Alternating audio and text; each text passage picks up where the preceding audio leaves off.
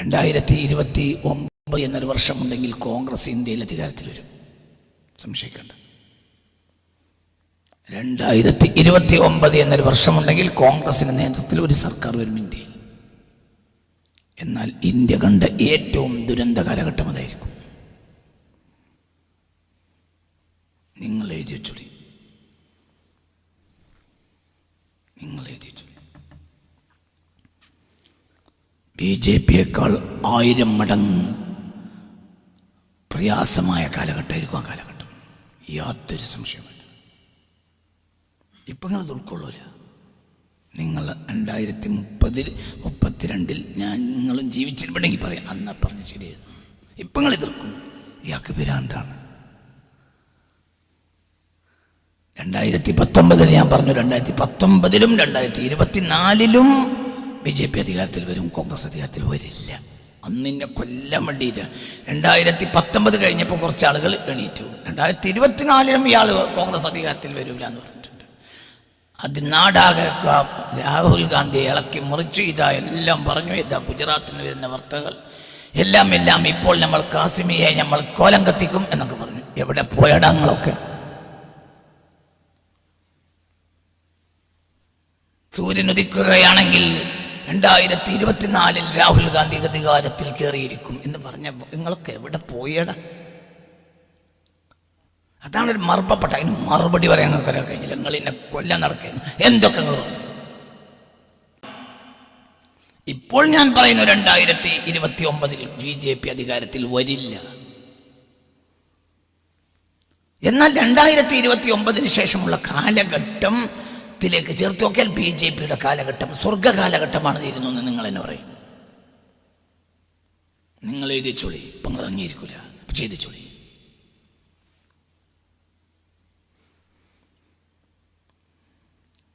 കുറച്ച് യുവാക്കളായിരിക്കും അന്ന് അഴിഞ്ഞാടുക.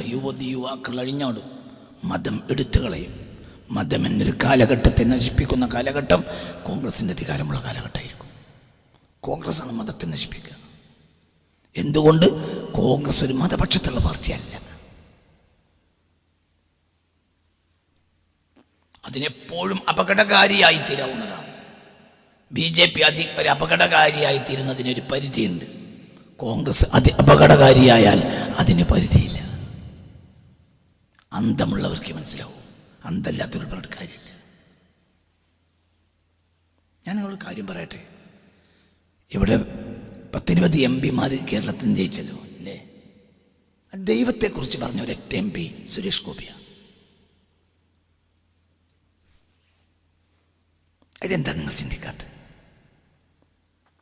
അയാൾ ഓരോ സെക്കൻഡിലും പറഞ്ഞ ദൈവത്തെക്കുറിച്ചും സഹസ്രമണ്ഡലത്തെക്കുറിച്ചും അങ്ങനെയാണ് സംസാരിച്ചത്. എന്താണ് ദൈവം? ഒരു പരാശക്തിയെക്കുറിച്ച് അയാൾ പറഞ്ഞില്ലേ? നിങ്ങൾ ഏത് MP ആണ് പരാശക്തിയെ പറ്റി സംസാരിച്ചത്? ആ ദൈവം നിങ്ങൾ ദൈവം തമ്മിൽ വ്യത്യാസമുണ്ട്. അത് വേറെ വിഷയമാണ്. അതവിടെ ഇന്റേണൽ പൊളിറ്റിക്സ് ആണ്. എന്നാൽ ഓരോ സെക്കൻഡിലും സുരേഷ് ഗോപി എന്ന വ്യക്തി ഞാൻ ആ മനുഷ്യരെ കണ്ടിട്ടില്ല. ഞാൻ ആ മനുഷ്യര് ഒരാളല്ല. നിങ്ങൾ ഇനിയിപ്പോ പറയും കാസിമി BJP. അയാളെ പോലെ പറയാവുന്ന മറ്റൊരു MP ആരാ? ഇതിൻ്റെ അർത്ഥം കേരളം മുഴുവൻ BJP ഭരിക്കണം എന്നല്ല. എന്നാലും അയാൾ അടുത്ത ദൈവ നിഷേധിയായ BJP MP വരൂല എന്നും അല്ല. പക്ഷെ വന്ന MP-യെ ബഹുമാനിക്കണമല്ലോ. അയാൾ ക്രിസ്ത്യൻ ചർച്ചിലേക്ക് നേർച്ച കൊടുത്തിട്ടും ഒക്കെ അല്ലേ അയാൾ അധികാരത്തിൽ വന്നപ്പോൾ അങ്ങനെയല്ലേ ചെയ്തത്? ഒരാൾ ക്രിസ്ത്യൻ ചർച്ചിലേക്ക് നേർച്ച കൊടുത്താൽ അയാളെ നമ്മൾ ബഹുമാനിക്കണ്ടേ? അയാൾ മതവിശ്വാസിയല്ലേ, ദൈവവിശ്വാസിയല്ലേ? അമ്പലവും പള്ളിയും മസ്ജിദും ഒക്കെ ഒരുപോലെയാണെന്ന് വിചാരിക്കുന്ന ഒരു നിരീശ്വരവാദിയോ, അതൊക്കെ തട്ടിപ്പാണെന്ന് വിചാരിക്കുന്ന നിരീശ്വരവാദിയോ? അപ്പൊ അയാളെ കൊണ്ട് വരുന്ന ഒരു എന്ത് തിന്മ വന്നാലും അതിനൊരു പരിധി ഉണ്ടാവും. നമുക്ക് അയാൾ സംസാരിക്കാലോ. എന്തുകൊണ്ട്? അയാൾ ദൈവവിശ്വാസിയല്ലേ. നിങ്ങൾ ബാക്കി MP-മാരിൽ ഒരു MP ആരാണ് പറഞ്ഞത് ഞാൻ ഇന്നാലിന്നൊരു കാര്യം ചെയ്തു, ഞാനൊരു ഖത്തമോദി തീർത്തിട്ടാണ് ഞാൻ ജയിച്ചത് എന്ന് പറഞ്ഞ ആളാരാ? കുറേ തൊപ്പിട്ട് കിടക്കണ ഔലിയാക്കന്മാരുണ്ടല്ലോ. MP ആയതിനു ശേഷം ഒന്നുകൂടി അഹങ്കാരിയായി മുസ്ലിം MP-മാർ. എന്തുകൊണ്ട്? അവർ കണ്ട കാഴ്ച മുഴുവൻ ശിർക്കും ബിദഅത്ത്. കാരണം നിങ്ങൾ ദുർബലമായിട്ടുണ്ട് എന്ന് അവർ മനസ്സിലാക്കി. നിങ്ങൾ നേരെ ചിന്തിക്കുക. ഇത് പടച്ചോന്റെ കൃപയാണ്. ഞാൻ പടച്ചോന് വേണ്ടി ഞാൻ 10 ഖത്തം ഓതി തീർത്തിട്ടാണ് ഞാൻ MP ആയത് എന്ന് പറഞ്ഞ ഒരു MP ആരാ? മുസ്ലിം MP. ഞാൻ സഹസ്രനാമം ചൊല്ലി എന്ന് പറഞ്ഞ MP ആണല്ലോ സുരേഷ് ഗോപി. അല്ലെങ്കിൽ അതുപോലെ പലതും ആൾ പറഞ്ഞു. ഞാൻ നരസിംഹ മന്ത്രം ചൊല്ലി, ഞാൻ മന്ത്രം ചൊല്ലി, അത് ചൊല്ലി, ഇത് ചൊല്ലി. എന്തായാണെങ്കിലും അതൊരു പരാശക്തിയിലുള്ള വിശ്വാസമല്ലേ? അതിനെ ബഹുമാനിക്കണ്ടേ?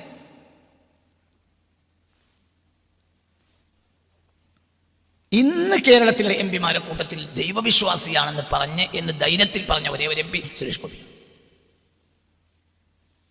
നിങ്ങൾക്ക് എന്ത് പറയാ? നിങ്ങൾ എന്ത് വിഷയമല്ല, നിങ്ങൾക്ക് എന്ത് പറയാ? അതൊക്കെ നിങ്ങളിഷ്ടം.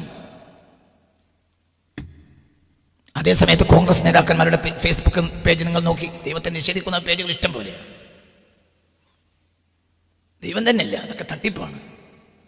ദൈവം തട്ടിപ്പാണെന്ന് സുരേഷ് ഗോപി പറഞ്ഞില്ലല്ലോ, പറയൂല. ദൈവവിശ്വാസിയാണ്. നിങ്ങൾ ചിന്തിക്കണം. മഠയന്മാരും മണ്ടന്മാരുമാണ് മതവിശ്വാസികളിൽ ഇന്ന് ഭൂരിപക്ഷത്തിൻ്റെ ഭൂരിപക്ഷവും. നിങ്ങൾ കാത്തിരുന്നാൾ 2029 വന്നാൽ കോൺഗ്രസ് അധികാരത്തിൽ വന്നാൽ അന്ന് ഇന്ത്യയിലെ മതം വിശ്വാസം പൂട്ടും. കഴിഞ്ഞതിൻ്റെ കഥ കഴിയും. യൂണിഫോം സിവിൽ കോഡ് നടപ്പിലാക്കുന്ന കാര്യത്തിൽ BJPക്ക് പറച്ചിലുണ്ടാവുള്ളൂ. യൂണിഫോം സിവിൽ കോഡ് നടപ്പിലാക്കുക കോൺഗ്രസ് ആയിരിക്കും.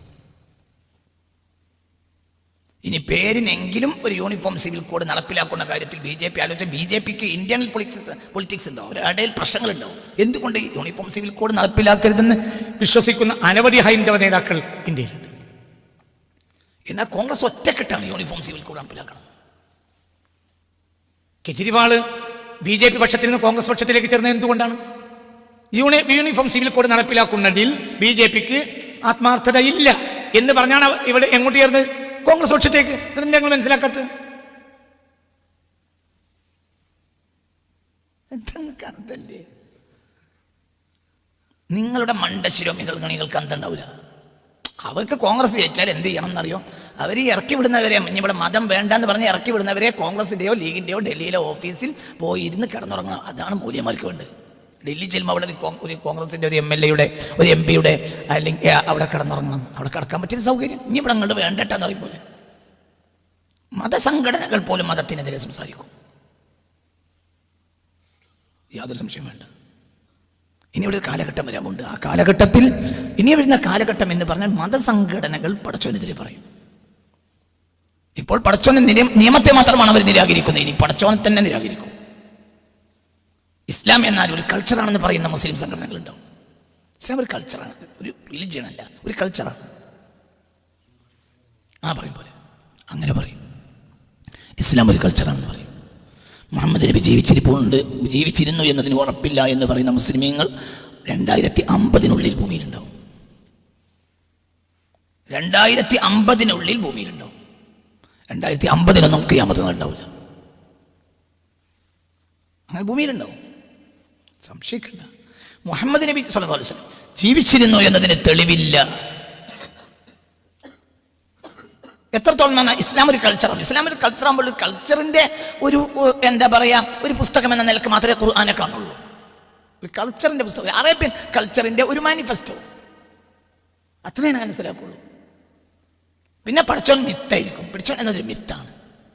അങ്ങനെയൊക്കെ മുസ്ലിമീങ്ങൾ പറയും.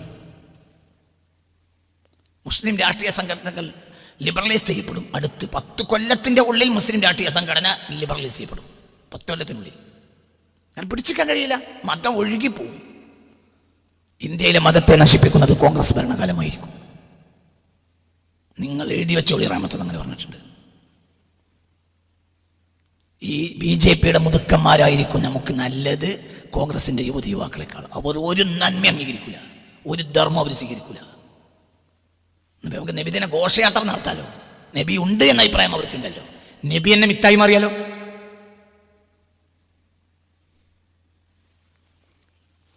ഇന്ത്യയുടെ അധോഗതി 2029 ആരംഭിക്കും. അന്ന് കോൺഗ്രസ് വീണ്ടും അധികാരത്തിൽ വരും. അത് അധോഗതിയായിരിക്കും. ഇത് മനസ്സിലാക്കാൻ പിന്നെ നിങ്ങൾക്ക് പിന്നെ തേരല്ലല്ലോ. നിങ്ങൾക്ക് ആ തങ്ങളാണോ വലുത്, ഈ തങ്ങളാണോ വലുത്, ഈ വിഷയത്തിലാണ് നിങ്ങൾ ഗവേഷണം നടക്കുന്നത്. ആ പറഞ്ഞതിൽ ആ തങ്ങൾക്കെതിരുണ്ടോ, ഈ പറഞ്ഞതിൽ ഈ തങ്ങൾക്കെതിരുണ്ടോ എന്നാണ് ഇങ്ങനെ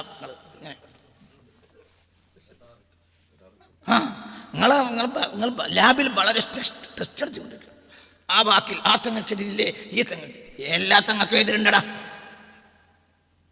നമുക്ക് വല്യങ്ങളെ കാര്യം സംസാരിച്ചാൽ പോലെ. നമ്മളൊരു തങ്ങൾക്ക് എതിരുമല്ല അനുകൂലമല്ല, ഈ തങ്ങന്മാരെ എതിരുമല്ല അനുകൂലമല്ല. നമുക്ക് വല്യങ്ങൾ, പിന്നെ അവരോടൊക്കെ നമുക്ക് സ്നേഹമാണ്. ആരോടാ സ്നേഹം ഇല്ലാത്തത്? അള്ളാന്റെ ദീൻ ഇവിടെ ഇല്ലാതായിട്ട് കുറെ തങ്ങന്മാർ മാത്രം ഉണ്ടാവണം, ഇത് മാനുള്ളത്? ഇത് സംഭവിച്ചിരിക്കും. ഇസ്ലാം അള്ളാഹു ഒരു മിത്താണെന്ന് പറയുന്ന ആ മുസ്ലിം സംഘടനകൾ കേരളത്തിലുണ്ടാവും, ലോകത്തെവിടെയുണ്ടാവും.